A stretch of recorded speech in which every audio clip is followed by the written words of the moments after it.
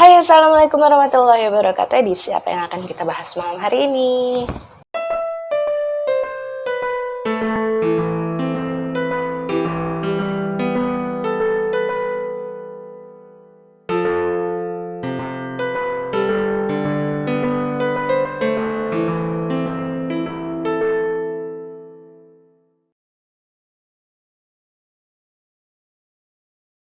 Dan waktu itu bukan si Ilham lagi yang menanggapi omongannya si Agung tentang hantunya si Mawar. Jadi si Opan yang emang selalu jengkel kenapa harus Mbak Mawar terus yang dibawa-bawa oleh si Agung dalam setiap pembicaraan gitu. Ngomong kan si Opan ini kepada si Agung. Agung ini benar-benar ya, Mawar terus yang diomongi. Aku sumpahin nanti kamu yang didatengin sama hantunya si Mawar. Kemudian si Ferry ini dengan santainya gitu, dia nanya ke Abang Angkringan, jualannya tiap hari mas? Dan Abang Angkringan tersebut menjawab, iya mas, saya setiap hari jualan di sini. Si Ferry nanya lagi, biasanya tutup jam berapa mas? Si Angkringan ini jawab lagi nih, biasanya sih kalau misalkan lagi laris, terus udah cepet habis gitu ya, jam 1 udah tutup. Tapi kalau misalkan lagi agak sepi, itu biasanya jam 3 saya baru bongkar tenda, kemudian pulang. Dan pada saat itu sambil senyum-senyum jahil, si Ferry ini menjawab, nggak apa-apa sih, cuma setidaknya aku punya tempat untuk melarikan diri kalau misalkan lagi digangguin setan. Dan akhirnya jadwal mereka untuk membereskan rumah kosong yang akan mereka tempati itu tiba. Jadi karena memang jadwal kuliah mereka ini kan beda-beda ya, karena mereka beda jurusan. Waktu itu yang mendapat giliran pertama adalah si Ilham dan juga si Ferry. Jadi mereka ini punya waktu kosong yang lumayan cocok barengan. Bisa janjian untuk membersihkan halaman depan rumah tersebut lebih dahulu. Nah waktu itu si Ferry dan juga si Ilham ini berbagi tugas lah. Ada yang tugasnya membabat rumput-rumput panjang yang ada di halaman gitu, rumput-rumput tinggi. Kemudian ada yang bertugas untuk membersihkan jendela-jendela dari rumah tersebut karena kan memang sudah terlalu lama kosong mungkin ya.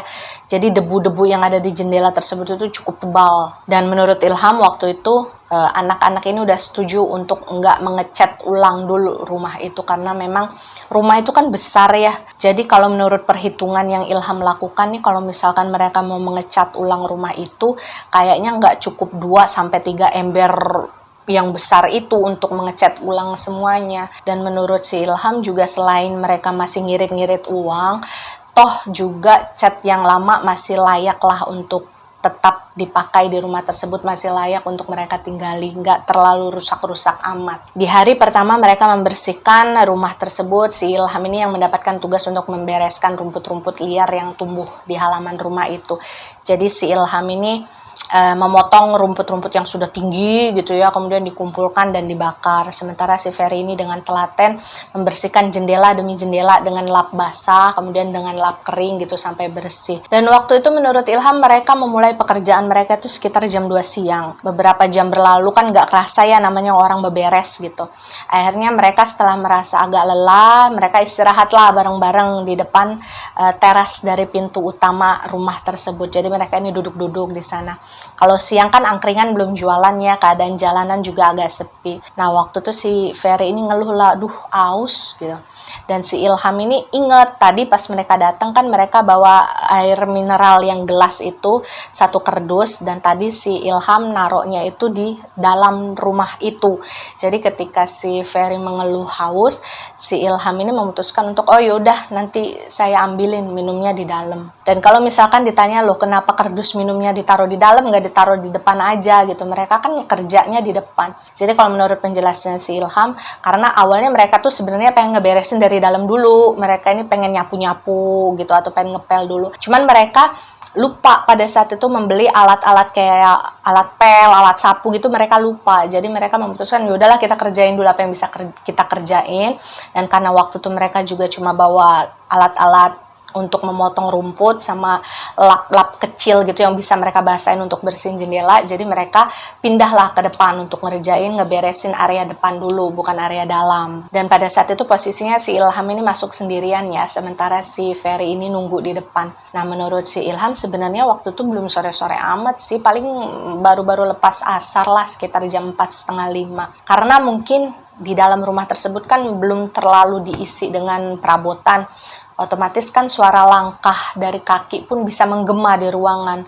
Karena memang ruangan tersebut lebar, kemudian tinggi. Dan ketika si Ilham ini menuju ke ruang tengah, tempat di mana dia meletakkan kardus air mineral tadi, Ilham ini kan pengen ngambil air mineral tersebut nih buat dia bawa ke depan. Nggak sengaja kemudian dia mendengar suara seperti ada benda terjatuh, arahnya dari ruangan belakang.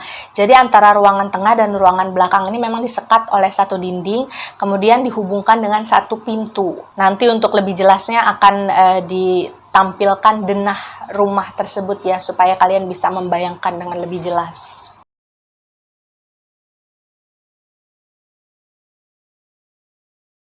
Dan karena kaget, si Ilham ini kan berpikir, maksudnya itu yang jatuh apaan ya? Karena si Ilham ini kan ngerasa dia belum bawa barang-barang apapun di rumah tersebut. Nah, dia takutnya waktu itu yang jatuh adalah barang dari pemilik rumah. Jadi si Ilham ini ngecek lah, jangan sampai ada sesuatu yang rusak kan. Ilham ini berjalan lah dia ke ruangan belakang untuk memastikan yang jatuh itu apa. Jadi menurut si Ilham, waktu itu di ruangan belakang itu terdiri dari ada ruang baca, tapi posisinya terbuka ya, jadi nggak ketutup sama dinding gitu. Jadi cuma disekat sama satu dinding tapi bisa kelihatan gitu. Di sana ada rak buku, kemudian di depan rak buku tersebut ada kursi kecil 2. Nah, di depan ruang baca tersebut yang ada rak bukunya itu ada WC, ada pintu WC. Di samping pintu WC tersebut di sebelah depannya itu adalah dapur.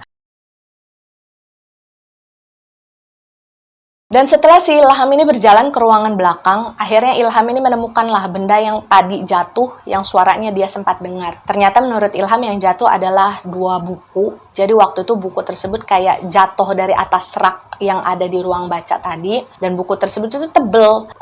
Sampulnya itu kayak dibuat dari kulit gitu. Kemudian halamannya itu sudah menguning.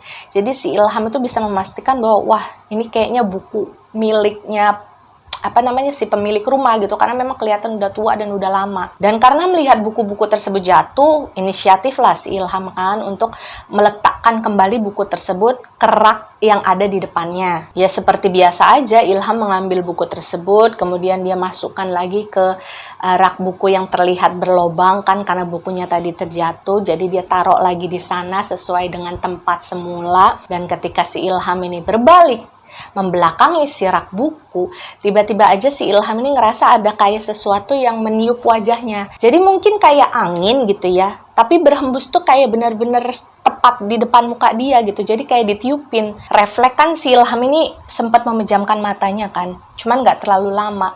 Dan kata Ilham bohong kalau misalkan saat itu dia nggak ngerasa merinding sama sekali, karena situasinya kan di dalam rumah waktu itu masih sepi, nggak ada siapa-siapa, dia sendirian. Cuman waktu itu si Ilham berusaha untuk ya sudahlah, mungkin pengen kenalan aja gitu. Si Ilham ini pergilah meninggalkan ruang baca, kemudian dia cepet-cepet jalan menuju ruang tengah mengambil air mineral yang sejak tadi sebenarnya pengen dia ambil dari awal gitu. Dan berjalanlah dia keluar menemui Ferry. Tapi sebenarnya kalau kata si Ilham ya, waktu dia berusaha untuk cuek dengan sesuatu yang meniup wajahnya, dia ini merasa ada yang memperhatikan dia. Posisinya dari ruang baca tadi ya, dari rak buku tempat buku tadi terjatuh. Jadi si Ilham ini ngerasa langkah dia itu kayak diperhatikan. Dari awal si Ilham ini memutuskan untuk pergi dari ruangan tersebut, kemudian ke ruangan tengah mengambil air mineral, kemudian lari ke luar gitu ya. Ilham ini ngerasa ada yang mengawasi dia gitu. Tapi sekali lagi si Ilham ini nggak mau cerita apapun sama teman-temannya, karena memang ya udahlah, yang jadi pengalaman dia biar jadi pengalaman dia. Dia nggak mau membuat teman-temannya ngerasa parno. Dan hari-hari berikutnya ketika teman-temannya yang lain mendapatkan jadwal untuk membersihkan rumah tersebut, si Ilham ini nggak tahulah apakah teman-temannya yang lain merasakan sensasi yang sama seperti yang dia rasakan ketika dia mendapatkan giliran membersihkan rumah tersebut. Ilham juga nggak mau nanya-nanya. Dan kata Ilham, rumah tersebut sudah bersih keseluruhan dan siap untuk ditempati itu di hari ketiga. Jadi si Ilham ini cerita mereka ini udah patungan, udah hitung-hitung nih harus beli apa. Dan waktu itu Ilham cerita kalau misalkan mereka beli dipan, kemudian beli kasur, kemudian beli kipas angin, yang kemudian datang ke rumah tersebut. Dan kata Ilham, waktu itu yang tidur itu kan karena kamarnya cuma ada 3 di rumah tersebut cuma ada 3 kamar. Jadi si Opan, si Salim itu tidur berdua satu kamar, kemudian Agung dan juga si Ferry tidur berdua di satu kamar, sementara si Ilham ini cuma sendirian. Karena waktu itu situasinya gini, kamar itu posisinya nggak terlalu besar, nggak terlalu lebar gitu. Jadi kalau misalkan harus dipaksa 3 orang tidur di satu kamar itu nggak akan muat karena terlalu sempit. Dan waktu itu memang nggak ada salah satu di antara mereka yang mau tidur sendirian, kecuali si Ilham. Akhirnya Ilham ini berinisiatif, ya sudahlah biar saya aja yang tidur sendirian, nggak apa-apa kalian berdua aja.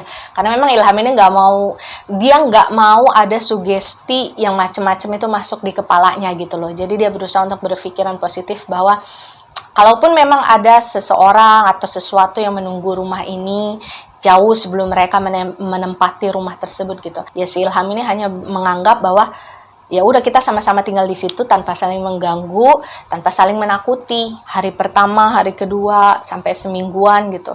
Ilham ini bilang ya mereka tinggal dengan nyaman di rumah tersebut, nggak ada gangguan apa-apa. Meskipun sebenarnya kalau bagi Ilham sendiri beberapa kali dia tuh sering dengar kayak suara pasir atau batu yang dilemparkan ke atap rumah, ke genteng gitu. Cuman waktu itu si Ilham memang nggak cerita, lagi-lagi alasannya karena dia nggak mau bikin teman-temannya parno. Mungkin saya kecapean jadinya ngedengar hal yang macem-macem. Nah semakin kesini kalau kata si Ilham, dia semakin ngerasa ada beberapa hal-hal ganjil yang terjadi kepada diri dia. Jadi dia setiap kali Ilham ini ngerjain tugas di kamarnya, dia kan kalau ngerjain tugas kan pasti sampai larut malam gitu ya, karena yang namanya anak kuliahan tugasnya kan kadang nggak bisa tertebak. Si Ilham ini kadang suka ngantuk di atas meja belajarnya, kadang suka sampai ketiduran gitu. Kata si Ilham, setiap kali dia ketiduran gitu atau dia kecapean di atas meja belajarnya, itu selalu ada yang ngetok di jendela kamarnya. Jadi posisinya memang pada saat itu jendela dengan meja belajarnya si Ilham ini sebelah-sebelahan. Jadi kalau misalkan si Ilham ini udah mulai ngantuk gitu, perasaannya si Ilham itu ada yang ngetok di jendelanya kayak tek tek tek tek tek tek tek tek. Nah awalnya mungkin sekali 2 kali Ilham ini ngerasa kayak mungkin orang iseng atau mungkin dia salah dengar gitu. Tapi kemudian kok begitu terus, tiap kali si Ilham ini lagi ngerjain tugas selalu ada yang ngetok jendela. Jadi Ilham ini sesekali pernah lah dia nekat sedikit ngintip nih, jadi jendelanya agak dibuka sedikit gordennya sama dia, dan ya benar nggak ada siapa-siapa di sana. Dan kalau misalkan itu pun orang iseng, kayaknya kurang kerjaan banget, sebab kanan kiri mereka kan tanah kosong, bukan rumah tetangga langsung. Sebelah kirinya kalau nggak salah ya itu kebun singkong, sebelah kanannya lapangan bola yang memang kalau udah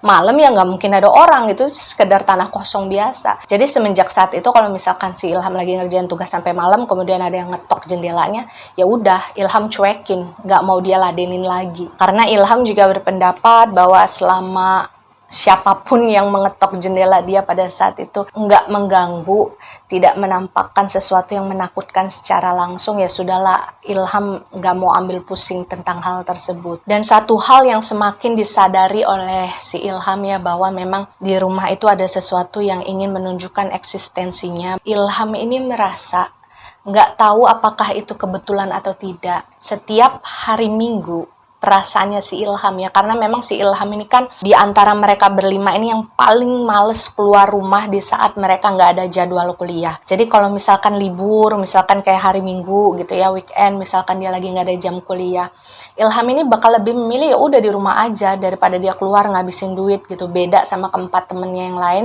yang kebanyakan jalan-jalan atau ke rumah temen mereka yang lainnya. Dan yang sering nemenin dia waktu itu katanya si Ferry. Cuman memang mereka sibuk dengan urusan mereka masing-masing ya. Jadi si Ferry di kamar dia sendiri, si Ilham ya dengan urusan dia sendiri. Jadi si Ilham ini bilang setiap hari Minggu itu nggak tahu sugesti atau gimana, dia selalu seperti mendengarkan suara orang lagi nyanyi-nyanyi kebaktian gitu dari arah ruangan belakang. Jadi menurut Ilham itu kalau misalkan orang, mohon maaf ya jangan tersinggung, misalkan ya kalau misalkan kita bahas ada satu agama tertentu di sini, nggak bermaksud apa-apa, kita cuma menceritakan saja. Jadi kalau misalkan kayak orang-orang yang beragama Kristen, di setiap minggunya mereka melakukan ibadah di gereja, itu kan ada suara nyanyi-nyanyian gitu ya. Nah suara seperti itulah yang sering didengarkan oleh si Ilham. Jadi suaranya pelan, tapi jelas kayak ada orang rame-rame yang lagi nyanyi lagu-lagu kebaktian gitu, dan asalnya dari ruangan belakang.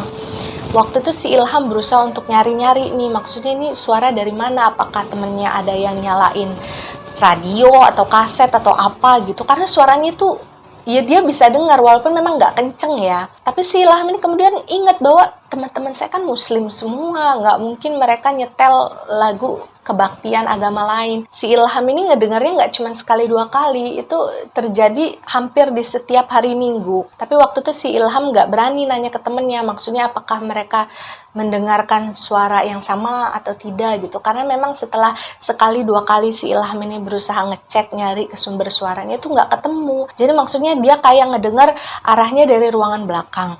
Tapi kalau misalkan dicari ke arah ruangan belakang, itu nggak dapet dia sumbernya dari mana gitu. Jadi suara itu kayak menggema aja, kayak mengelilingi ruangan tersebut, tapi pelan gitu suaranya. Dan setelah beberapa minggu si Ilham ini selalu merasakan suasana yang sama, si Ilham ini mulai berpikir bahwa wah, ini bukan sesuatu hal yang beres. Jadi mulai saat itu si Ilham ini setiap hari Minggu itu memutuskan ya udahlah, kemana kek saya pergi, keluar rumah yang penting.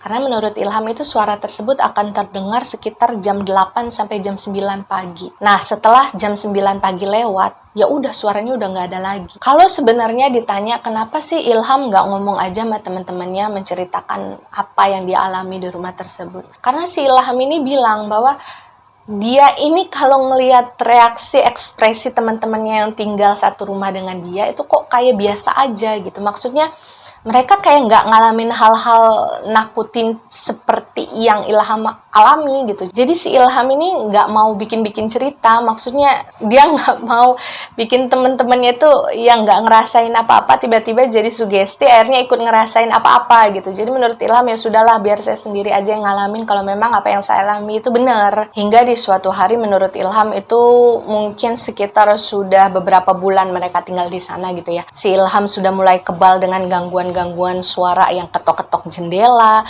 suara kayak suara nyanyian kebaktian, kemudian suara orang yang lempar batu atau pasir ke atas genteng gitu. Dia udah terbiasa lah dengan hal itu semua. Nah, beberapa bulan tinggal di sana, ceritanya si Salim ini ngebawa beberapa temennya untuk main lah ke rumah. Dan waktu itu memang tujuannya si Salim ini cuma pengen sekedar ngasih tahu temen-temennya aja, nih loh saya tinggal di sini. Jadi mereka memang cuma main aja di sana, nggak ada maksud apa-apa. Dan memang yang waktu itu dibawa oleh Salim ini cukup rame ya, sekitar ada 7 orang, 4 cowok, 3 cewek. Dan kebetulan waktu si Salim ini datang bareng temen-temennya, itu ada si Ilham, ada si Agung, dan juga ada si Ferry. Yang gak ada di rumah cuma si Opan aja, karena waktu itu si Opan memang udah pamit bakal pulang malam, karena dia ada urusan lah di rumah temennya gitu.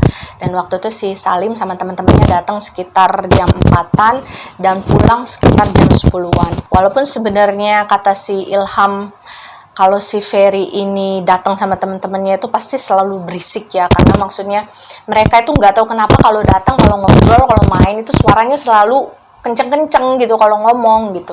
Dan itu sebenarnya bikin Ilham dan yang lainnya mungkin ngerasa terganggu. Dan sejak awal ketika si Salim dan juga teman-temannya ini datang, si Ilham ini memang memutuskan udahlah ngungsi aja ke dalam kamar, karena dia tahu bakalan berisik nantinya. Dan sekitar waktu maghrib, si Ilham ini kan pengen sholat ya, dia mengambil wudhu di belakang, kemudian sholat. Di ruangan sholat juga kebetulan ada di belakang sampingan sama ruang buku waktu itu, ruang baca. Dan setelah si Ilham ini selesai sholat, nggak tahu kenapa dia ini pengen bikin kopi aja waktu itu. Dan kalau menurut penggambarannya si Ilham ya, memang ruangan dapur mereka itu cukup lebar. Jadi misalkan kalau ada orang yang bolak-balik di belakang si Ilham waktu itu yang sedang merebus air untuk kopinya, itu bisa lewat-lewat aja dengan leluasa. Dan memang si Ilham mengakui ketika dia merebus air untuk membuat kopi, bahkan dari ruangan belakang pun suara Salim dan teman-teman ini masih kedengeran. Suara ketawa mereka, suara ngobrol mereka itu masih jelas terdengar. Waktu itu si Ilham ini ingat banget posisi dia mau mematikan kompor dan pengen ngangkat panci untuk nuangin air panasnya ke dalam gelas kopi dia. Jadi waktu itu dia posisinya lagi pengen ngambil lap supaya dia bisa megang panci tersebut supaya nggak panas kan. Pada saat dia pengen nuangin air, lagi pengen diangkat tuh pancinya, si Ilham ini ngedenger suara tirai yang pengen masuk ke ruangan belakang itu kayak lagi dibuka seseorang gitu. Jadi sebagai informasi, dinding pemisah antara ruang tengah dan ruang belakang itu di bagian pintu masuknya itu dipasang tirai yang terbuat dari kerang-kerang. Pernah tahu kan tirai zaman dulu yang dibuat dari roncean kerang-kerang gitu? Itu kan dipasang di antara dinding pemisah tersebut. Kalau misalkan ada orang yang masuk ataupun keluar dari tirai tersebut, kan otomatis tirai tersebut bergerak dong, mengeluarkan suara ya. Nah, pada saat itu si Ilham itu mendengar kayak ada suara orang yang baru aja melewati tirai itu. Jadi kayak cereng. Dan waktu itu karena si Ilham ini mengira ada seseorang yang datang ke ruangan belakang, si Ilham ini otomatis noleh dong. Dia sambil megang pancinya, waktu itu belum dia sempat tuangkan airnya. Dia noleh gini, dia ngeliat memastikan siapa nih yang masuk ke ruangan belakang gitu. Apakah temen dia atau temen-temennya si Salim. Ya sekedar basa-basi lah, pengen menyapa. Cuman waktu itu si Ilham gak ngeliat siapa-siapa. Dan pikiran Ilham waktu itu, kok nggak ada siapa-siapa? Maksudnya, kalaupun misalkan ada orang yang masuk ke dalam ruangan tersebut, kemudian mungkin dia menuju ke WC gitu, itu jaraknya nggak akan secepat itu. Maksudnya si Ilham pasti akan tetap bisa ngelihat orang itu sebelum orang tersebut sampai ke WC. Karena memang antara si Ilham pengen nuangin air sama jarak ketika dia nengok ke belakang itu cuma sepersekian detik lah. Nggak mungkin orang jalan secepat itu menuju WC. Ataupun misalkan sebaliknya nih, misalkan ada orang yang dari WC pengen keluar. Mungkin aja sebelumnya ada yang masuk WC dan Ilham nggak tahu gitu, anggap aja seperti itu. Tapi kalau misalkan orang tersebut kemudian keluar dari WC dan melewati tirai tersebut untuk kembali ke ruangan tengah, ke ruangan depan gitu ya, itu kan pasti si Ilham juga ngelihat orangnya gimana. Tapi pada saat itu nggak ada yang lewat sama sekali. Yang Ilham lihat itu cuma tirai tersebut bergerak seolah-olah ada yang habis lewat, kemudian bunyi. Tapi ketika si Ilham ini memastikan dan yakin benar dia nggak ngelihat apa-apa yang melewati, entah itu keluar entah itu masuk melalui tirai tersebut, si Ilham ini cuma, oh ya sudahlah, mungkin angin. Sekali lagi dia berusaha untuk berpikiran positif. Jadi dia balik lagi dengan kegiatan dia sebelumnya, pengen nuangin air panas tadi ke dalam gelas kopinya kan. Tapi ketika baru setengah dia menuangkan air ke dalam gelas kopinya, nggak tahu tiba-tiba si Ilham ngedenger ada orang yang ngomong di belakang telinganya itu. Suaranya perempuan tua dan dia bilang gini, "Shh, jangan berisik.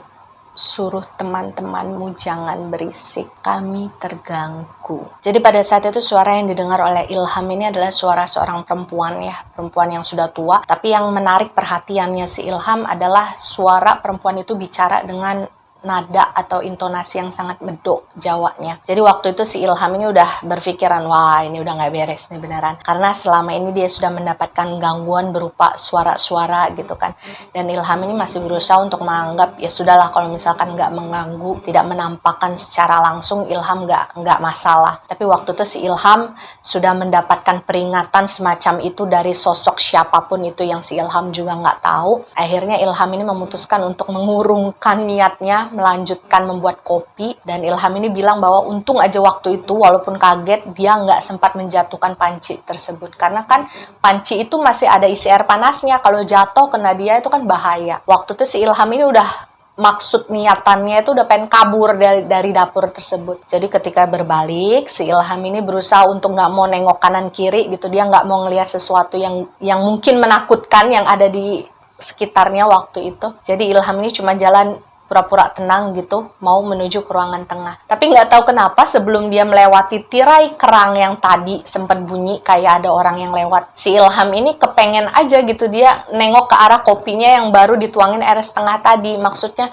dia pengen ngambil kopi tersebut karena sayang kan udah dituangin air tapi belum diaduk. Nah si Ilham ini nengok lagi dia ke arah kompor waktu itu, ngelihat kopinya yang masih ada di atas meja. Jadi ketika si Ilham nengok, katanya yang dia lihat waktu itu adalah sosok seseorang perempuan Jawa, kulitnya hitam manis, pakai kebaya warna hijau dengan kain jarik yang warnanya udah lusuh, yang warnanya itu udah pudar lah gitu. Cuman waktu itu yang membuat si Ilham ini nyaris jatuh pingsan adalah wajah dari perempuan yang dia lihat itu hancur, berdarah-darah gitu, dengan luka tusuk yang ada di bagian perutnya. Dan menurut si Ilham waktu itu luka tersebut kayak seolah-olah masih mengeluarkan darah segar.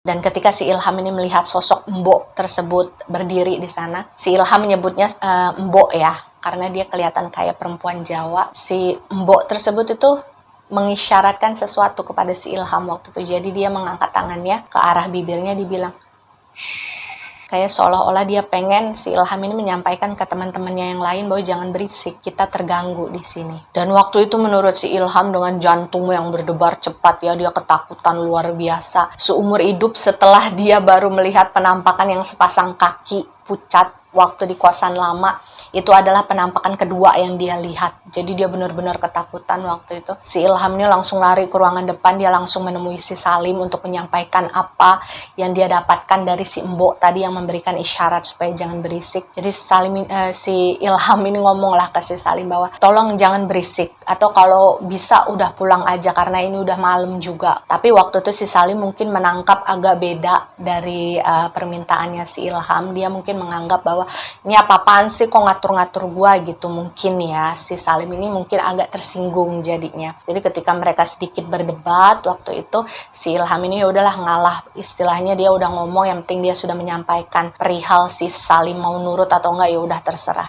Jadi ketika mereka ini selesai berdebat, si Ilham ini memutuskan udahlah balik lagi aja ke kamarnya waktu itu. Dan ketika si Ilham ini berjalan, maksudnya pengen balik lagi ke kamarnya, si Ferry ini berpapasan lah dengan si Ilham waktu itu. Mungkin karena ngelihat muka si Ilham ini lagi kesel, si Ferry kan nggak biasa ngelihat si Ilham tiba-tiba kesel, moodnya jelek. Si Ferry yang pada saat itu juga baru keluar dari kamarnya, akhirnya manggil si Ilham kan, Ham, sini gitu. Dan si Ilham ini dateng lah nyamperin si Ferry, dan Ferry nanya, kenapa kok kelihatan kesel? Ceritalah si Ilham itu, ibaratnya dia ngasih tahu ke si Salim, jangan berisik, ini udah malam, ngeganggu orang-orang yang ada di sini. Dan waktu itu si Ilham itu nggak cerita yang bagian dia bertemu dengan sosok penampakan mbok-mbok yang meminta teman-temannya tuh jangan berisik. Si Ilham nggak mau cerita hal tersebut kepada siapapun termasuk Ferry kan. Cuman waktu itu si Ilham setelah dia selesai mengutarakan perasaan keselnya kepada si Ferry, akhirnya udahlah izin ke kamar dulu kata si Ilham kan. Dan ketika si Ilham ini mau masuk dalam kamarnya, nggak tahu kenapa tiba-tiba si Ferry ini manggil lagi kayak, Ham, Ilham kan otomatis nengok dong, kenapa gitu. Dan si Ferry ini ngomong, kalau misalkan kamu melihat sesuatu atau mengalami sesuatu, cerita, jangan dipendam sendiri. Nah, ketika si Ilham dengar si Ferry ngomong kayak gitu kan, tiba-tiba kayak, kok tumben-tumbenan si Ferry yang biasanya receh gitu, yang biasanya suka bercanda, tiba-tiba berubah jadi serius dan ngomong hal tersebut di depannya si Ilham. Tapi waktu itu si Ilham bilang bahwa dia sama sekali belum punya niatan untuk jujur ke teman-temannya, karena dia masih merasa bahwa dia udahlah, saya masih bisa menghandle semuanya. Selama tidak membahayakannya sudah, toh juga teman-teman saya kelihatannya biasa aja tinggal di sini. Maksudnya kayaknya mereka nggak mengalami hal menakutkan seperti apa yang Ilham merasakan. Jadi waktu itu si Ilham cuma bilang, iya, nggak apa-apa kok Fer. Karena menurut Ilham juga dulu di kampungnya, si Ilham ini pernah diajarin sama orang tuanya bahwa kalau misalkan dia mengalami sesuatu hal yang menakutkan, yang mistis gitu ya, itu pamali kalau misalkan diceritain ke orang. Takutnya semakin diceritakan, nanti justru gangguan tersebut semakin intens datang untuk mengganggu si Ilham lagi. Dan masih di hari yang sama ya, ketika kemudian si Ilham ini memutuskan untuk menyendiri lagi di kamar dia udah gak mau ambil pusing dengan si Salim dengan teman-temannya. Dan posisinya pada saat itu si Salim ini lagi baca buku ya di meja belajar, dan dari arah luar kamar dia itu kemudian si Ilham ini mendengar ada suara seorang perempuan yang berteriak kencang sekali, itu sampai menggema bahkan di kamarnya si Ilham. Waktu itu Ilham yakin enggak, ini bukan suara hantu, ini pasti suara orang gitu, karena kan beda kedengaran. Jadi Ilham waktu itu membuka pintu kamarnya, dia ngelihat ke arah keluar gitu ya, dia memastikan ada sesuatu apa enggak nih.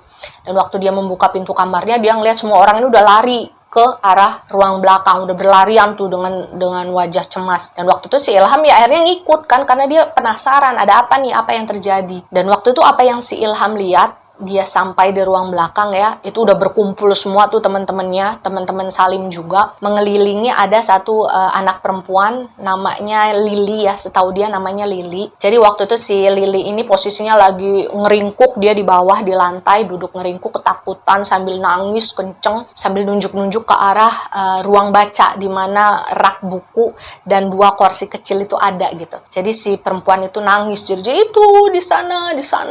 Dan waktu itu Ilham masih belum ngerti nih, ini ada apa, kenapa gitu. Yang dia lihat pada saat itu adalah situasi di mana pintu kamar mandi itu masih terbuka lebar, jadi belum sempat ditutup. Makanya waktu itu tebakannya si Ilham adalah kayaknya si Lili ini ngelihat sesuatu nih saat dia baru keluar dari kamar mandi. Jadi waktu itu memang saking takutnya si Lili ini belum sempat nutup pintu tersebut. Dan karena pada saat itu melihat si Lili ini ketakutan, otomatis kan semua orang yang ada di sana panik. Terutama teman-temannya si Salim ya, karena kan pada saat itu mungkin mereka yang lebih dekat dengan si Lili dibandingkan Ilham, Agung, dan juga si Ferry. Waktu itu mereka bertiga hanya bisa berdiri sambil memperhatikan situasi karena mereka memang nggak kenal secara langsung. Nah waktu itu teman-temannya si Lili ini kan nanya, kenapa Li, kenapa gitu, sampai beberapa di antara mereka ini ada yang sampai ngecek ke dalam kamar mandi takutnya ngelihat ular atau apa mungkin kan. Nah pada saat itu si Lili ini sambil nangis-nangis, sambil suaranya bergetar itu sambil nunjuk ke arah rak buku, itu di sana ada setan, tadi Lili lihat setan di sana. Dan ketika si Lili ini bilang bahwa dia melihat sesuatu yang menampakkan dirinya dengan cukup menakutkan di hadapan Lili waktu itu, otomatis semua teman-teman dia yang ada di sana kan ya ikut tegang gitu ya, maksudnya ikut ketakutan, ini ada apa sebenarnya. Dan waktu itu salah seorang teman Lili ini sampai bilang, Li ngomong yang benar, jangan kayak orang ngigo. Dan sekali lagi si Lili ini meyakinkan bahwa enggak bener, tadi gua ngeliat di situ ada penampakan, ada setan. Dan saat si Lili ini kembali mengulangi pernyataannya, si Ilham ini ngeliat ke arah si Ferry kan. Jadi si Ferry itu kayak ngeliatin Lili tapi kayak nggak kaget dengan apa yang diucapkan dengan Lili. Si Ferry ini kayak narik nafas aja sebentar. Dan di dalam hatinya Ilham waktu itu bertanya-tanya, maksudnya kok si Ferry nggak kaget ya? Kayak dia sudah mengetahui sesuatu yang dilihat oleh Lili. Dan si Lili ini sambil nangis-nangis, dia melanjutkan ceritanya bahwa, sumpah, tadi pas gue keluar dari kamar mandi, sebelum gue nutup pintu, gue ngeliat ada setan pakai baju biarawati berdiri di sana. Jadi Lili ini nunjuk ke arah rak buku yang ada di ruang baca waktu itu, karena memang kan si WC dengan si ruang baca ini kan berhadap-hadapannya. Dari depannya pintu WC ke depan ruang baca ini emang bisa kelihatan gitu, nggak ada penghalangnya sama sekali. Dan si Lili ini menjelaskan kalau waktu itu penampakan yang dia lihat, hantu yang berpakaian biarawati menurut si Lili, itu berdiri sambil melototin si Lili. Jadi si Lili ini takut gitu, kaget, makanya dia sampai jatuh dan nangis. Dan menanggapi hal tersebut, si Salim yang mungkin pada saat itu ngerasa merupakan orang yang mengundang Lili dan teman-temannya untuk main ke kosan dia gitu ya, mungkin dia ngerasa bertanggung jawab. Ketika dia mendengarkan cerita dari si Lili, mungkin dia ngerasa kesel, marah, karena dia beranggapan mungkin ada orang yang sengaja ngisengin Lili nih.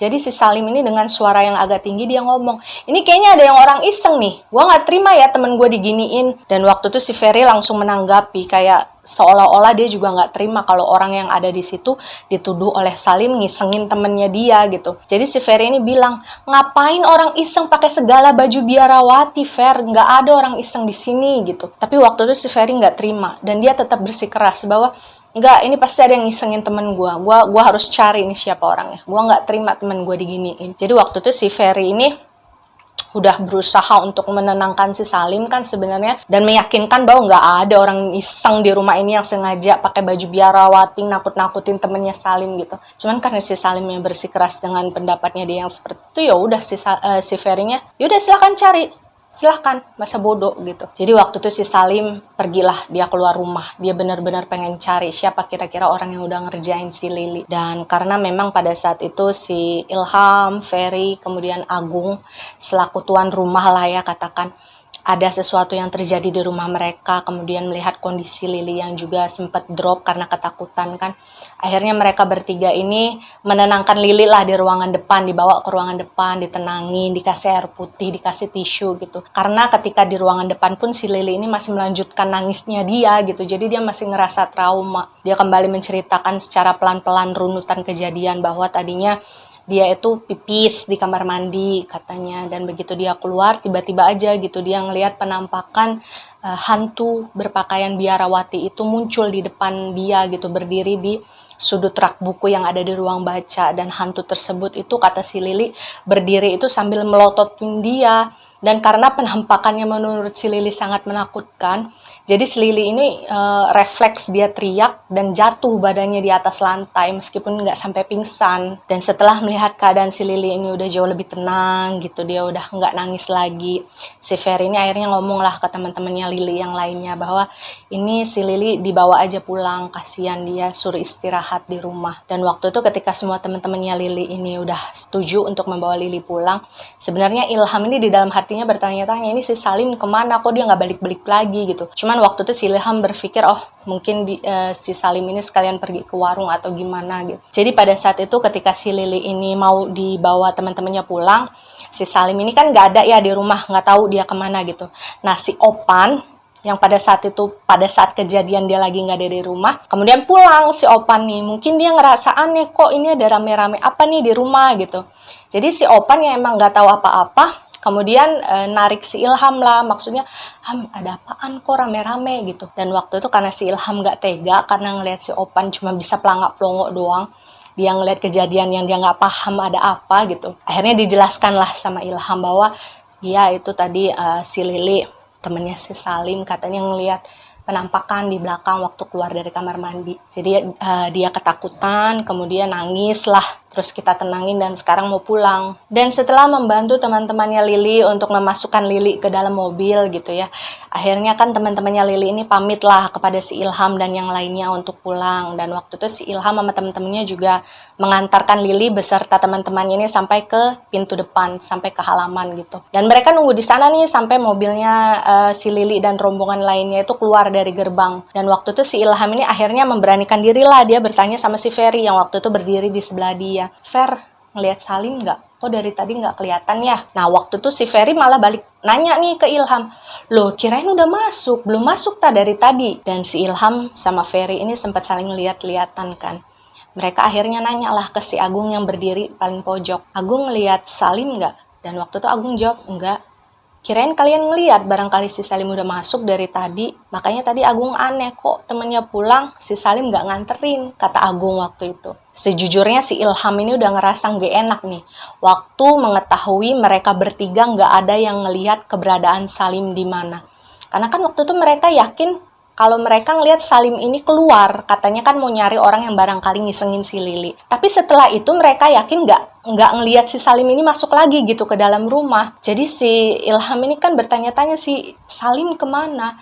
Dan ketika dia memikirkan lagi tentang apa yang terjadi sama Lili yang katanya ngelihat penampakan di ruang belakang, itu sejujurnya si Ilham juga kayak percaya nggak percaya. Maksudnya gini, dia juga pernah mengalami hal yang sama, bahwa dia pernah melihat sebuah penampakan di ruangan belakang, di dapur lebih tepatnya. Tapi kan memang bedanya kalau si Ilham itu melihat penampakan seorang mbok-mbok yang sudah tua memakai kebaya dan kain jarik. Tapi kalau si Lili kan katanya dia melihat penampakan hantu perempuan berpakaian biarawati. Itu kan beda versi kan berarti. Cuman kan waktu itu si Ilham jadi mikirnya gini dong, berarti kalau misalkan yang dia lihat adalah penampakan mbok-mbok Jawa dan yang Lili lihat itu benar adalah penampakan perempuan pakai baju biarawati, otomatis artinya di rumah mereka memang memiliki penampakan yang lebih dari satu gitu. Dan ketika si Ilham ini lagi sibuk memikirkan hal tersebut di dalam kepalanya ya, tiba-tiba dia mendengar suara Opan itu berteriak dari arah dalam rumah. Jadi waktu itu suara Opan itu kayak melengking dan dia bilang, "Woi, tolong woi, sini masuk," gitu. Jadi pada saat itu situasinya adalah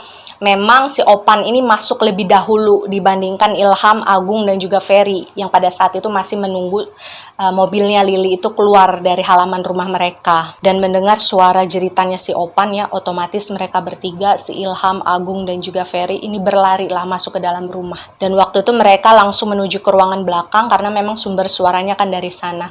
Dan saat mereka sampai di sana, mereka kaget bukan main saat menemukan si Salim ternyata sedang jatuh pingsan dalam posisi tertelungkup di atas lantai di dalam ruangan yang ada di antara ruangan baca, WC, dan juga dapur. Jadi posisinya ada di ruangan belakang waktu itu. Dan memang yang menemukan Salim pertama kali adalah Opan, karena memang saat itu yang pertama kali masuk setelah mengantarkan Lili dan teman-temannya itu adalah Opan. Ketika melihat si Salim tertelungkup jatuh pingsan di atas lantai, si Ilham ini bilang dia yakin banget kalau itu adalah Salim, karena baju yang dipakai oleh Salim yang pingsan saat itu adalah baju yang terakhir dia pakai saat dia keluar. Jadi nggak mungkin kalau itu bukan Salim gitu loh. Opan, Agung, dan Ferry ini berusaha untuk bisa membangunkan Salim saat itu. Jadi mereka berusaha untuk memiringkan badan si Salim ya, karena kan awalnya dia jatuhnya tertelungkup. Mengangkat badannya Salim, kemudian diguncang-guncang badannya, dipanggil-panggil namanya, Salim bangun gitu kan. Nah, waktu itu si Ilham sebenarnya dia juga ingin melakukan hal yang sama. Cuma nggak tahu kenapa pada saat berdiri di depan Salim, waktu dia mau duduk, mau ikutan ngebangunin si Salim gitu, dia ngerasa sesuatu, kepalanya tuh kayak digerakkan supaya mau ngelihat ke arah ruang baca. Jadi tuh kayak ada sesuatu yang kayak bikin kepala dia tuh bergerak supaya ngelihat ke arah ruang baca. Dan kalian tahu apa yang Ilham lihat ketika pandangannya dipaksa untuk melihat ke arah ruang baca, tepatnya di antara dua kursi kecil yang letaknya di depan rak buku. Pada saat itu Ilham melihat ada sosok perempuan berpakaian biarawati, jadi jubah berwarna hitam dengan lis putih, menggunakan tutup kepala juga persis seorang biarawati. Itu sedang duduk sambil menyilangkan kaki di salah satu kursi yang ada di depan rak buku itu. Jadi biarawati tersebut itu kayak nggak sadar kalau si Ilham itu sedang melihat ke arah dia. Biarawati itu duduk dengan posisi sambil membaca buku gitu, jadi sambil begini. Dia nggak ngelihat ke arah Ilham ya, dia cuma ngelihat ke arah buku gini. Cuman waktu itu membuat Ilham kaget, deg-degan, dia merinding gitu. Karena yang dia lihat adalah sosok biarawati itu, wajahnya pucat sekali. Kemudian di pinggir-pinggir wajahnya tuh muncul urat berwarna keunguan, kayak yang sering kita lihat kalau di film-film zombie kalau kata si Ilham. Dan yang paling mengerikan menurut Ilham adalah bagian rongga matanya tuh nggak ada bola matanya, jadi matanya tuh bolong, benar-benar hitam plong gitu. Dan waktu itu Ilham menyaksikan hal tersebut dengan sangat jelas di depan matanya. Satu hal yang membuat si Ilham ini kemudian yakin bahwa yang dia lihat adalah penampakan sosok perempuan biarawati itu memang tembus pandang. Jadi nggak solid seperti manusia, dia tembus pandang tapi warnanya sangat jelas. Warna kulitnya, warna jubahnya, warna bukunya itu kelihatan jelas. Tapi kakinya nggak ada. Jadi si Ilham cuma melihat sebatas gaun bawahnya aja. Dan pada saat itu Ilham bilang dia sangat bersyukur karena dia nggak ikut jatuh pingsan seperti halnya Salim. Karena waktu itu dia ngerasa kakinya udah benar-benar lemes. Badannya udah keringet dingin semua. Sampai akhirnya si Ferry ini noel tangannya si Ilham yang waktu itu memang cuma bisa mematung diem ngelihat ke arah kursi tersebut. Jadi si Ferry ini nanya, kamu kenapa Ham? Si Ilham gak berani ngejawab karena waktu itu dia benar-benar deg-degan. Dia itu takut gini loh, dia sampai takut ngomong keras karena dia khawatir kalau misalkan suaranya nanti mengganggu si biarawati yang lagi baca buku itu. Jadi dia nggak mau si biarawati itu nengok ke arah dia, jangan sampai nengok gitu, karena si Ilham itu takut. Sepintas dari siluet sebelahnya aja si Ilham ini udah ketakutan ngelihat penampakan tersebut. Jadi dia nggak mau si biarawati itu sampai nengok ke arah dia gitu. Si Ilham ini akhirnya cuma sanggup bicara kepada Ferry, ayo kita bawa Salim ke kamar aja yuk. Dan pada saat itu Ilham ini yakin bahwa satu-satunya orang yang melihat sosok penampakan perempuan berpakaian biarawati itu adalah cuma dia sendiri. Karena dia ngelihat ekspresi teman-temannya nih yang tiga itu biasa aja. Ya mereka kayak nggak ngelihat siapa-siapa di ruangan tersebut. Cuma si Ilham yang ngelihat. Jadi waktu itu meskipun si Ilham ini ketakutan, dia bilang sebenarnya dia pengen cerita gitu sama temennya, pengen ngasih tahu. Cuman ketika ngelihat keadaan si Salim yang udah tertelungkup, jatuh pingsan gitu kan, mengkhawatirkan, ya udahlah si Ilham memutuskan untuk diem aja, ini bukan saat yang tepat untuk menceritakan apa yang dia lihat. Jadi waktu itu meskipun tangannya masih gemeteran gitu ya, masih deg-degan, dia ngebantuin teman-temannya untuk ngebawa si Salim ini masuk ke dalam kamar. Dan kata Ilham, kalau misalkan kalian membandingkan penampakan hantu biarawati yang dia lihat pada saat itu dengan sosok hantu biarawati yang pernah kita lihat di salah satu film Hollywood yaitu Falak gitu ya. Kalau kata Ilham, menurut dia jauh lebih serem yang dia lihat waktu dia kos-kosan di sana. Karena mungkin dia melihat secara langsung juga ya. Dan wajahnya tuh jauh lebih mengerikan aja. Kayak seolah-olah kulitnya tuh siap pengen robek setiap saat. Intinya malam hari itu ketika si Salim ini ditemukan pingsan di ruangan belakang, si Ilham, Agung, dan juga Ferry ini gantianlah jagain si Salim di kamar. Jadi misalkan salah satu ngejagain, yang lainnya istirahat, nanti gantian gitu. Dan waktu itu si Ilham ini dia nggak sadar ternyata badan dia juga ikut panas. Kayaknya dia ikutan demam. Dan Ilham juga nggak tahu kenapa ya, karena dia nggak ngerasain pada saat itu. Dan satu-satunya orang yang menyadari perubahan kesehatan dari si Ilham itu adalah si Ferry. Jadi waktu itu si Ferry yang ngelihat si Ilham mungkin lemes, nggak kayak biasanya, itu nanyalah ke si Ilham kan, Ilham kenapa, lagi nggak sehat? Dan Ilham ini ya karena sejak kalau dia ngerasa baik-baik aja, dia nggak sadar kalau dia demam, sempet ngejawab, nggak apa-apa kok. Tapi kemudian si Ferry ini megang keningnya si Ilham kan, oh Ilham sakit, badanmu panas, mau minum obat apa enggak? Dan ketika si Ferry ini memegang keningnya si Ilham, memastikan suhu badannya, dan ternyata si Ferry bilang si Ilham ini panas, Ilham kan otomatis ikut-ikutan megang kening dia dong. Dan pada saat itu dia bilang, oh iya ternyata badan saya juga panas. Jadi waktu si Ferry ini menawarkan si Ilham untuk minum obat, si Ilham ini ya udah ngangguk-ngangguk aja. Dan malam itu yang menyadari perubahan sikap dan juga kesehatan Ilham itu baru si Ferry doang. Jadi kayak si Agung dan juga si Opan ini masih terlalu fokus buat gantian jagain si Salim gitu. Dan Ilham juga nggak mau cari perhatian gitu. Maksudnya memang pada saat itu yang butuh perhatian adalah Salim, bukan dia. Waktu itu kalau menurut cerita si Ilham ya, si Salim itu beberapa kali ngigo gitu. Suhu badannya semakin tinggi, panas, demam. Dan waktu itu kan mereka masih ganti-gantian jaga. Si Ferry ini rupanya sejak awal dia memperhatikan bagaimana kondisinya si Ilham. Dan ketika mungkin dia merasa, wah Ilham kayaknya udah nggak bisa melanjutkan lagi nih untuk menjaga si Salim. Jadi waktu itu si Ferry nariklah si Ilham supaya dia istirahat di kamarnya. Udah, kamu istirahat aja di kamar supaya nggak ikut-ikutan sakit. Nggak apa-apa, nanti yang di sini yang ngejagain biar saya, Agung, sama si Opan. Dan pada saat itu situasinya si Ferry ini sudah mengantarkan Ilham masuk ke dalam kamarnya ya. Jadi posisinya si Ilham sudah duduk di atas ranjangnya. Cuman si Ilham waktu itu bilang, bayangan penampakan biarawati yang tadi dia lihat di belakang tuh nggak bisa dia lupain. Jadi ketika si Ferry nyuruh dia untuk istirahat di dalam kamarnya sendirian, si Ilham ini berusaha gimana caranya supaya dia nggak sendirian di dalam kamar dia gitu. Jadi Ilham ini sampai bilang lah ke Ferry, udah nggak apa-apa, saya ikutan ngejagain Salim aja. Kalau misalkan saya nggak kuat, saya tiduran di atas tikar juga nggak apa-apa, asalkan saya bareng kalian di kamarnya si Salim. Nah mungkin si Ferry yang ngeh gitu ya, si Ilham ini lagi ngerasa takut atau semacamnya, akhirnya ngomong lah ke si Ilham, udah nggak apa-apa, nanti saya nyuruh si Opan datang ke sini buat nemenin kamu, buat istirahat di sini barengan. Dan sebenarnya waktu itu di dalam hati Ilham bertanya-tanya, maksudnya, kok Ferry tahu ya saya lagi ketakutan padahal saya nggak cerita apa-apa. Cuman waktu itu si Ilham nggak berani nanya. Dan waktu itu si Ferry juga langsung keluar dari kamarnya. Dan gak lama Opan masuk ke dalam kamar si Ilham. Kayaknya si Ferry udah ngasih tahu, udah nyuruh si Opan buat nemenin si Ilham aja di dalam kamar. Jadi waktu itu kalau kata si Ilham, Opan ini masuk ke dalam kamarnya si Ilham sambil bawa tikar sama bantal satu waktu itu. Karena memang kan kasur yang ada di kamarnya si Ilham itu kan single bed ya. Jadi mereka nggak mungkin tidur berdua di atas kasur tersebut. Jadi memang si Opan sengaja bawa tikar biar dia bisa tiduran di bawah ranjangnya si Ilham. Dan waktu masuk ke dalam kamarnya si Ilham, Opan ini nyeletuk lah ke si Ilham. Udah istirahat Toham, jangan ikutan sakit, sambil ngegelar tikernya si Opan waktu itu. Dan si Ilham nurut lah, dia nggak ngejawab apa-apa, tapi dia udah siap-siap dengan selimutnya, udah membenarkan posisi tidurannya, maksudnya dia pengen istirahat.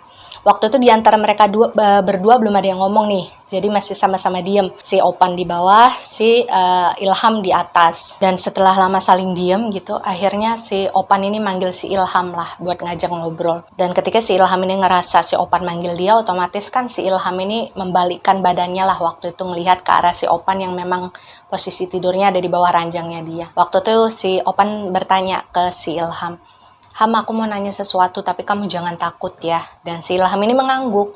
Kemudian si Opan kembali melanjutkan ucapannya. Kalau di kamar kamu sering ada yang ngetok-ngetok jendela nggak sih Ham? Dan jujur kata Ilham ketika dia mendapatkan pertanyaan itu dari si Opan ya, dia kaget. Karena ternyata dia baru tahu pengalaman yang selama ini dia alami di rumah tersebut bukan cuma dia sendiri yang ngerasain. Ternyata si Opan juga ngerasain. Jadi si Ilham ini respon balik lah, dia nanya, kamu juga ngalamin tah? Dan si Opan ini ngejawab, iya, nggak setiap malam sih, tapi tetap aja buat aku jadi ngerasa takut. Nah, dari pernyataan si Opan itu ternyata sama aja kan dengan yang dialami Ilham, bahwa jendela mereka tuh nggak diketuk setiap malam, nggak setiap hari gitu. Dan kalau untuk Ilham pribadi, dia selalu mendengarkan suara ketukan itu di setiap kali dia sedang mengerjakan tugas di meja belajarnya, dan kemudian dia ngerasa ngantuk. Pada saat itulah jendelanya akan terdengar diketuk oleh seseorang. Dan sejenak ketika si Opan dan Ilham ini sudah sama-sama saling menceritakan tentang pengalaman mereka, yang jendela kamar mereka diketuk-ketuk, itu mereka berdua itu diem. Jadi kalau kata Ilham, saking heningnya waktu itu dia sampai bisa dengar suara detak jam dinding yang ada di kamarnya. Dan setelah itu barulah si Ilham ini nanya lagi ke si Opan, "Pan, tadi gimana ceritanya kamu bisa nemuin si Salim pingsan di belakang? Soalnya sejak si Salim ini keluar dari rumah tadi, aku, Agung, sama Ferry tuh nggak ada yang ngeliat dia masuk. Jadi aku tuh heran kok tiba-tiba dia bisa pingsan di ruangan belakang." Jadi intinya si Ilham ini pengen meminta kronologi secara lengkap lah terhadap Opan yang pada saat itu memang menjadi orang pertama yang menemukan si Salim itu pingsan. Dan si Opan pun menjawab waktu itu, dia menjelaskan kalau dia juga sebenarnya nggak tahu si Salim ini sempat keluar dari rumah untuk nyari orang kan. Karena kan memang si Opan itu pulangnya telat. Dia pulang setelah ribut-ribut rame-rame itu kejadian, baru si Opan kan pulang. Terus kan dia nanya ke Ilham ada apa. Jadi waktu itu si Opan ini bilang dia nggak tahu sama sekali kalau Salim itu keluar dari rumah. Karena dia emang nggak ngeliat si Salim sejak awal. Jadi ketika si Opan ini ikut nganterin si Lili dan juga temen-temennya untuk pulang, kan Opan yang masuk pertama nih ke dalam rumah. Tadinya dia mau ke WC niatnya. Nah ketika dia jalan mau masuk WC ke ruangan belakang, itu dia tiba-tiba gitu aja ngeliat si Salim itu pingsan, tertelungkup di atas lantai. Makanya dia teriak minta tolong teman-temannya supaya masuk buat nolongin si Salim. Dan sebenarnya ketika si Ilham ini udah ngerasa ngobrolnya lumayan ngalir dengan si Opan gitu ya, dia ini udah hampir aja pengen menceritakan apa yang sebenarnya dia lihat tadi di belakang, bahwa dia melihat penampakan hantu berpakaian biarawati yang sedang duduk di ruang baca. Cuman ketika si Ilham ini baru mau ngomong gitu ke si Opan, Opan ini udah ngomong gini, "Ya Allah Ham, mudah-mudahan di rumah ini gak ada apa-apa ya. Aku pusing kalau harus mikirin pindah-pindah kosan lagi, mana duit aku udah pas-pasan. Kalau di sini enak, sewanya murah, kemudian dekat dengan kampus. Aku benar-benar berharap kalau di sini nggak ada apa-apa yang mau mengganggu kita nantinya." Dan setelah mendengar curahan hati si Opan, si Ilham ini nggak tega lah buat cerita. Maksudnya, "Ya Pan, gue baru pengen cerita mengenai penampakan yang gue lihat." Tapi si Opan ternyata memiliki pemikiran yang membuat si Ilham ini antara terharu dan juga bingung. Maksudnya gini, kalau dia cerita ke Opan, otomatis Opan pasti takut kan. Dia juga ternyata sudah mengalami hal yang sama dengan apa yang si Ilham rasakan, bahwa jendelanya sesekali suka diketuk-ketuk orang setiap malam. Dan bagi Ilham ya udahlah, cukuplah, kasihan si Opan kalau tahu lebih banyak lagi tentang penampakan yang pernah dia lihat di rumah itu. Karena sebenarnya kalau menurut si Ilham, Opan ini nasibnya sama seperti dia. Jadi mereka ini sama-sama merantau dari luar pulau, kuliah di kota tersebut, dan uang bulanan yang mereka dapatkan dari orang tua mereka itu memang pas-pasan karena mereka berdua memang bukan berasal dari keluarga yang terlalu mampu. Dan Ilham nggak tahu ya pastinya jam berapa pada akhirnya dia tertidur waktu itu. Jadi tiba-tiba besok paginya si Ilham ini kebangun lah dari tidurnya. Katanya waktu itu kepalanya masih kerasa berat lah, agak kunang-kunang. Waktu itu memang kebetulan untungnya dia lagi libur, kuliahnya lagi nggak ada jam kuliah. Jadi waktu itu si Ilham ini keluarlah dari kamar, tapi pas dia ngeliat ke arah sofa di ruang tengah yang ada di depan TV, itu si Opan lagi tiduran tuh di sofa. Padahal kan seingetnya si Ilham, Opan kan nemenin dia di kamar tidur bareng. Dan waktu itu si Opan ngeliat jam dinding itu udah sekitar jam 9 pagi. Jadi si Ilham ini inisiatif lah untuk ngebangunin si Opan kan. Pan, bangun Pan gitu. Dan ketika si Opan ini bangun, nanyalah si Ilham, "Kok tidur di sini bukannya semalam di dalam?" Kemudian si Opan ini menjelaskanlah kepada si Ilham bahwa ternyata semalam itu kan si Ilham ini posisinya udah tidur, udah pules. Dia juga ternyata demam. Dan subuhnya sekitar jam 5-an, kalau menurut Opan, itu badannya si Salim itu demamnya semakin tinggi. Jadi si Ferry, si Agung yang waktu itu emang nungguin si Salim di dalam kamarnya, itu memutuskan untuk ayolah kita bawa si Salim aja ke IGD, ke rumah sakit, karena takut si Salim ini kenapa-napa. Posisinya pada saat itu Opan kan tidur sama si Ilham di kamar yang berbeda. Jadi si Ferry ini ngebangunin si Opan waktu itu supaya ayo bantuin yuk kita bawa si Salim ke rumah sakit. Dan waktu itu karena ngelihat si Ilham ini lagi tidur, pules dan kondisinya juga nggak terlalu sehat, akhirnya si Ferry ini memutuskan untuk udah biarin aja Ilham istirahat, nggak usah dikasih tahu, kasihan gitu. Akhirnya si Ilham ditinggal lah di rumah sendirian, sementara Opan, si Ferry dan juga si Agung ini nganterin si Salim ke rumah sakit. Nah, setelah selesai nganterin si Salim ini ke rumah sakit, Ferry dan juga si Agung ini kebetulan ada kelas pagi kuliahnya. Jadi waktu itu setelah selesai dari rumah sakit, mereka langsung cabut buat kuliah. Sementara si Opan ini, karena dia jam kuliahnya ada di sore, akhirnya dia memutuskan udahlah pulang aja dulu. Nah, ketika sampai di rumah, mungkin karena masih ngantuk juga, akhirnya Opan ini ketiduran lah di depan ruang televisi. Dan sebenarnya mendengar kabar bahwa si Salim ini sampai harus dirawat di rumah sakit gara-gara pingsan semalam, itu cukup membuat si Ilham ini kaget ya. Maksudnya, ya ampun sampai separah itu si Salim sampai harus dirawat di rumah sakit. Bahkan ketika si Salim sudah dibawa ke rumah sakit pun, dia dan teman-teman yang lainnya belum tahu sebenarnya alasannya apa si Salim ini bisa sampai pingsan kemarin malam. Dan jujur ketika kejadian malam itu sudah berlalu sampai berhari-hari, berminggu-minggu gitu ya, Ilham ini kayak ngerasa trauma. Setiap kali dia harus jalan ke ruangan belakang, entah itu ke dapur, entah itu ke WC, dan memang semua dari antara teman-temannya termasuk Ilham sendiri setuju bahwa ruang baca yang harus mereka lewati setiap kali menuju ke ruang belakang itu kayak punya vibes tersendiri gitu loh. Jadi vibes-nya tuh kayak kalau kamu lewat di sana tuh kayak ada yang merhatiin aja gitu, kayak ada yang ngeliatin aja gitu. Makanya dari awal mereka tinggal di sana sampai detik itu mereka masih memutuskan tinggal di sana, itu mereka nggak ada yang berani sama sekali untuk sekedar ngedeketin ruangan itu gitu, paling ngelewat biasa aja karena memang untuk ke dapur dan ke WC mereka harus melewati ruang baca mau nggak mau. Dan ketika sudah hampir 10 hari ini berlalu, ketika si Salim ini dibawa ke rumah sakit, dia dirawat setelah kejadian dia jatuh pingsan, itu Salim belum balik-balik juga ke kosan tersebut. Jadi si Ilham dan teman-teman yang lain ini agak bertanya-tanya, kok Ilham nggak balik-balik lagi ke sini ya? Padahal mereka tahu si Ilham ini sudah keluar dari rumah sakit beberapa hari yang lalu. Dan untuk mendapatkan jawaban tersebut, akhirnya si Ilham, Ferry, Agung, dan juga Opan ini ngatur waktu lah, dimana akhirnya mereka bisa menyempatkan diri untuk mendatangi Salim di rumahnya.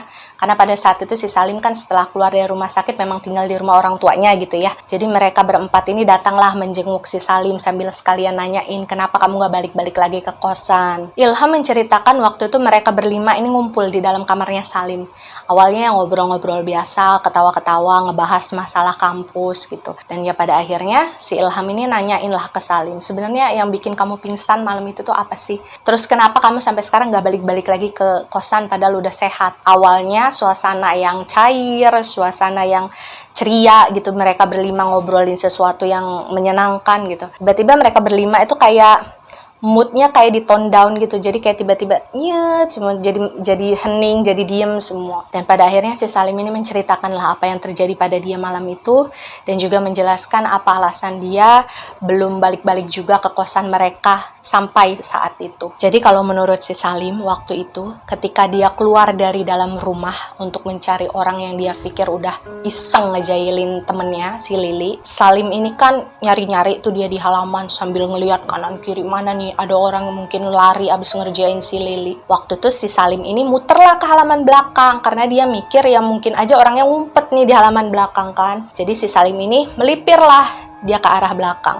Nah, ketika dia melipir ke arah belakang, itu di bagian di bagian dapur, dari bagian dapur ya, si Salim kan posisinya di luar. Itu dia dengar kayak ada suara orang-orang ngobrol, kayak rame-rame orang nyanyi-nyanyi kebaktian gitu loh. Terus ada suara orang-orang ngobrol juga gitu. Kayak ada rame-rame aja pokoknya di belakang itu. Nah, si Salim kan penasaran, maksudnya suara siapa nih? Karena yang dia dengar dominannya suara perempuan.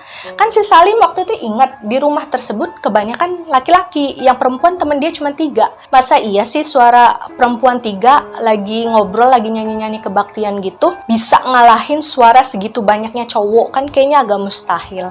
Karena penasaran, si Salim ini akhirnya memutuskan masuklah melalui pintu belakang. Jadi Salim ini masuk melalui pintu dapur. Dan waktu itu jangan kalian tiru ya. Jadi Salim dan teman-temannya ini memang kebiasaannya nggak pernah mengunci pintu dapur. Jadi pintu belakang itu nggak pernah mereka kunci selama mereka tinggal di sana gitu. Dan waktu si Salim ini masuk melalui pintu dapur, Salim ini kemudian melihat ada seorang embok-embok itu keluar dari dalam pintu kamar mandi. Nah, si Salim ini kan mikir, maksudnya perasaan di rumah saya nggak ada embok-embok deh. Terus tamu saya juga nggak ada yang embok-embok. Terus ini siapa? Si Salim kan ngerasa curiga. Maksudnya ini orang siapa? Saya nggak kenal. Nah, waktu itu si Salim pengen negor, pengen nyapa. Maksudnya nanya, embok siapa gitu. Ketika si Salim ini baru jalan, mendekat, mau manggil itu embok-embok, kata sendiri mah. Embok-embok tersebut udah nengok ke arah si Salim. Dan waktu itu yang Salim lihat, embok-embok tersebut penampakannya adalah wajahnya hancur, darah-darah semua, darahnya masih netes ke kebaya dia yang warnanya hijau, katanya hijau-hijau pudar. Dan waktu itu si Salim kan ngeliat dari atas sampai bawah, kemudian pas bagian bawahnya kakinya nggak napak. Nah, ngeliat itu semua, Salim kan yang awalnya skeptis dengan hal-hal tersebut, dia tujuannya mau lari. Larinya itu pengen ke ruangan depan, jadi kan dia harus ngelewatin ruang baca posisinya. Karena pada saat itu kata si Salim, teman-teman dia itu posisinya lagi pada di depan nganterin si Lili dan teman-temannya. Jadi si Salim itu tahu nih, teman-temannya yang lain itu lagi di depan lagi nganterin si Lili. Dan ketika si Salim ini pengen lari, nggak tahu kenapa dia harus nengok ke arah ruang baca, ke arah rak buku gitu. Dan pada saat si Salim ini nengok ke arah rak buku tersebut, si Salim ini ngeliat lagi penampakan lainnya. Ada seorang perempuan berpakaian biarawati berdiri di sana sambil melototin dia. Dan pada saat itu penampakan tersebut ngomong gini ke si Salim, "Shh, jangan berisik." Dan kalian tahu apa yang akhirnya membuat si Salim pingsan saat itu juga. Jadi setelah si hantu biarawati itu ngomong, "Shh, jangan berisik," gitu ya sama si Salim, itu setelahnya penampakan tersebut membuka mulutnya kayak gitu.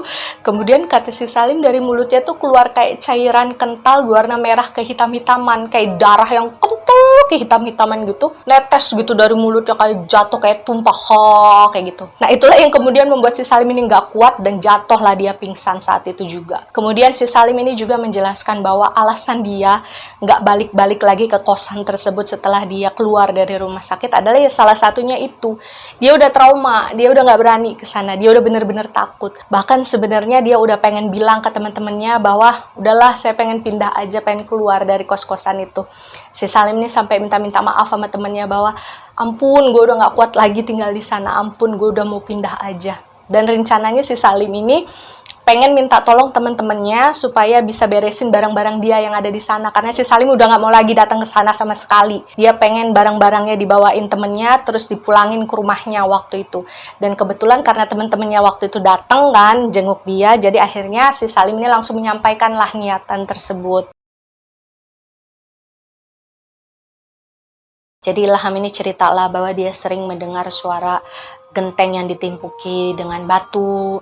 Kemudian sesekali di malam-malam tertentu dia ini suka mendengar jendelanya diketuk-ketuk orang, tapi ketika dilihat nggak ada siapa-siapa. Lalu setiap hari Minggu pagi hari ketika antara jam 8 sampai jam 9, si Ilham ini suka mendengar suara nyanyi-nyanyian seperti orang sedang kebaktian gitu ya. Dan setelah si Ilham ini selesai bercerita mengenai pengalamannya di rumah tersebut, si Agung ini nyusul lah, dia bercerita. Pernah suatu kali, kata si Agung, dia ini lagi masak mie di dapur malam-malam, memang waktu itu dia lapar kan. Meskipun nggak berani nengok, si Agung ini kemudian dengar ada suara perempuan lagi bilang, "Jangan jorok, buang sampahnya." Dan setelah si Agung ini selesai cerita, akhirnya Opan ikut bercerita. Hampir mirip dengan kejadiannya si Ilham, bahwa si Opan ini cerita dia sering mendengar suara jendela di kamarnya itu diketuk. Dan yang lebih epiknya, si Opan ini kalau tidur katanya dia ini sering ngerasa beberapa kali tuh kayak ada yang duduk di samping ranjangnya. Karena si Opan ini rambutnya agak gondrong dari teman-teman yang lain, si Opan ini juga ngerasa ketika dia udah lelep gitu tidur, itu rambutnya kayak berasa ada yang ada yang mainin gitu, sambil ketawa-ketawa yang mainin rambutnya si Opan.